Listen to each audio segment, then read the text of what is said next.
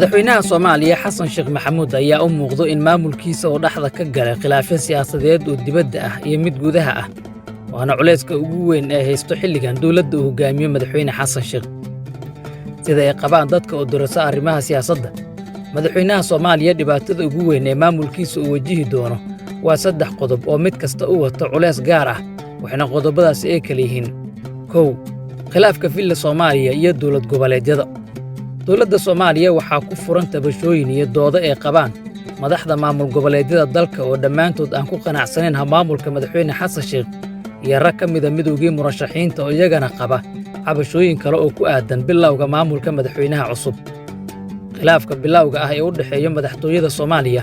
iyo dowlad goboleedyada dalka ayaa sii xoogaysanaya maalinba maalinta ka dambayso sida ay qabaan dadka ka faalooda siyaasadda iyadoo aysan muuqan wax dadaal ah oo ay villa Soomaaliya ku bixinayso wadahadalka iyo qancinta siyaasiyiinta Soomaalida ah maadaama halkudhigga madaxweynaha uu ahaa Soomaali heshiis ah dunida kalena heshiis la ah labo xiisadda Itoobiya khilaafka u dhaxeeya hogaamiyaasha Soomaalida waxay fursad u noqotay dowladda Itoobiya oo dhankeeda diidanay tallaabooyinka siyaasadeed ee gobolka ah oo ay qaaday madaxtooyada Soomaaliya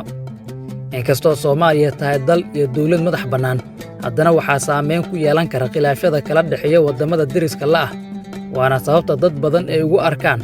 in dowladda Itoobiya ay ka mid tahay caqabadaha ugu culus ee hor yaalla dowladda uu hogaamiyo madaxweyne Xasan Sheekh Maxamuud qaar ka mid ah madaxda maamul goboleedyada dalka ayaa durba tegay magaalada Addis Ababa oo xarun u ah Itoobiya halka kuwa kalena la sheegay inay tegi doonaan toddobaadyada soo aadan sidoo kale ciidamo Itoobiyaan oo aan sharciyad haysan ayaa ka soo tallaabay xadka u dhaxeeya Soomaaliya iyo Itoobiya ee gobolka Gado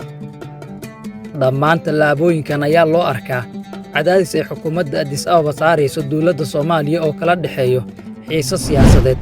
waxaana la sugayaa sida madaxweynaha Soomaaliya Xasan Sheekh Maxamuud iyo dowladdiisa ay u maareeyaan arrintan maadaama madaxda maamul goboleedyada oo khilaaf la ah ay ku qulqulayaan Addis Ababa isla markaana ay soo qaadanayaan ama ay gelayaan heshiisyo ka dhan ah maamulka madaxweynaha saddex xiisadda Taiwan dhawaan wasaaradda arrimaha dibadda Soomaaliya ayaa dowladda Shiinaha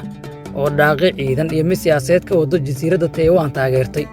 iyadoo meel iska dhigtay Maraykanka oo Shiinaha ka soo horjeeda aadna u taageersan jasiiraddaasi go'aanka ay qaadatay dowladda Soomaaliya dadka diblomaasiyadda yaqaana waxay ku sheegeen inuu ahaa mid lagu fududaaday markii ay Soomaaliya isbarbar dhigto danaha ay ku qabto Shiinaha iyo Maraykanka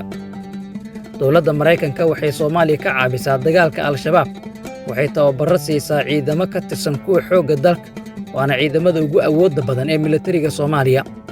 waxaa sidoo kale Washington Muqdisho ay siisaa hub iyo qalab ciidan iyo taageero maaliyadeed oo lagu kabayo miisaaniyadda dowladda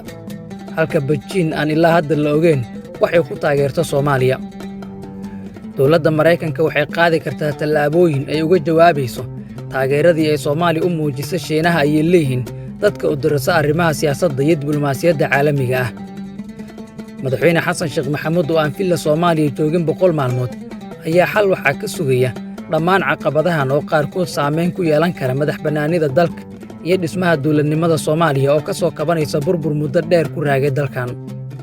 waa in madaxweynaha Soomaaliya oo xoogga saaraa xal u helidda tabashooyinka madaxda Soomaalida dhexdooda ah kadibna uu maareeyaa xiisadaha siyaasadeed ee dibadda ay leeyihiin dadka ka faalooda arrimaha siyaasadda Soomaaliya halkudhigga madaxweyne Xasan Sheekh Maxamuud iyo dowladdiisa ayaa ahaa Soomaali heshiis ah dunidana heshiis la ah waxaana looga fadhiyaa inuu dhaqan geliyo halkudhiggaas isla markaana dowladdiisa ay keento madaxda maamul goboleedyada ee tabashooyinka ka qaba iyo siyaasiyiinta kale ee Soomaalida qaarkood